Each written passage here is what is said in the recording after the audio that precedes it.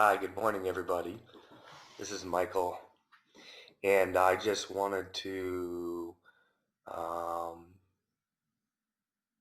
come to you at this time with just some information about what I know about the coronavirus and its timings.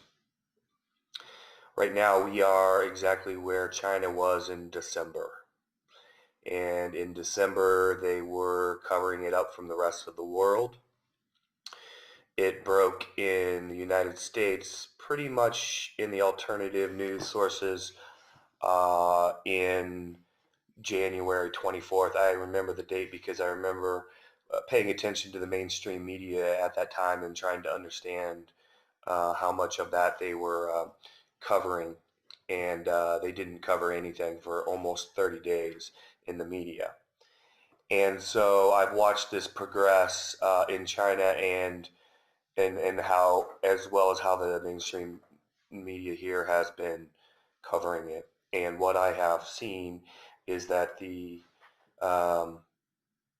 explosion of cases and deaths really occurred in China in January. And the lockdown of the cities, the quarantining, the millions and millions of people that went under quarantine happened in January. And from January through February, the mainstream media did not cover any of that here.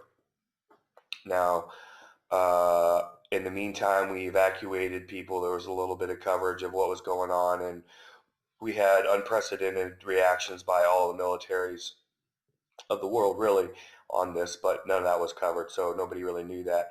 And then when it did break here in the mainstream media, it was primarily controlled narrative from the mainstream media. So that's what we've been given.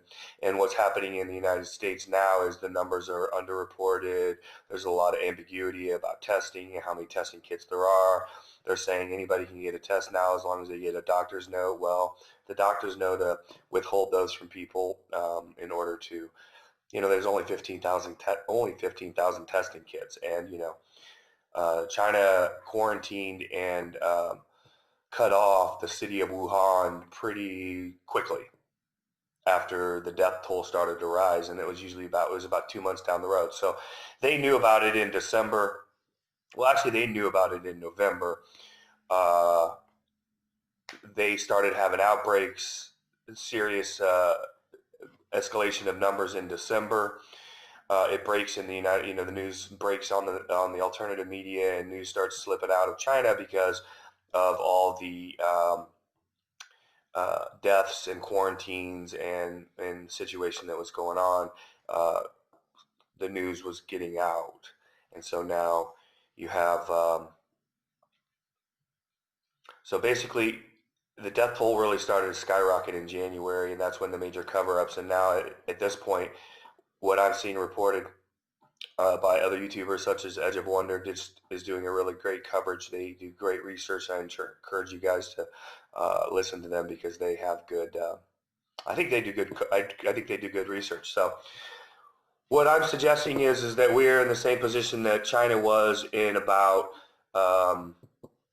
December of last year, and 2 months later they're burning people in mobile crematoriums. That's being reported, and so this is very concerning. That so let's not try to be at that place 2 months from now and figure out how to survive what's coming, because I'm also seeing reports that there's no food on the shelves. Costco's are wiped out, and I haven't gone to my local Costco here in the Hoosier State, but I hope to go check it out as soon as I take care of a couple of things. So all of that being said, I'm basically saying to people there's not much food or toilet paper, goods. There's nothing on the docks. I'm seeing reports from the docks that shipping containers aren't there. There's nothing coming in.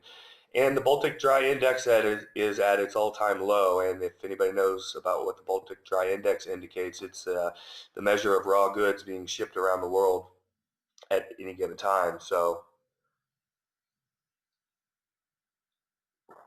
that is something that should be really important to know about. So all of these factors are really important to know about. I'm not trying to,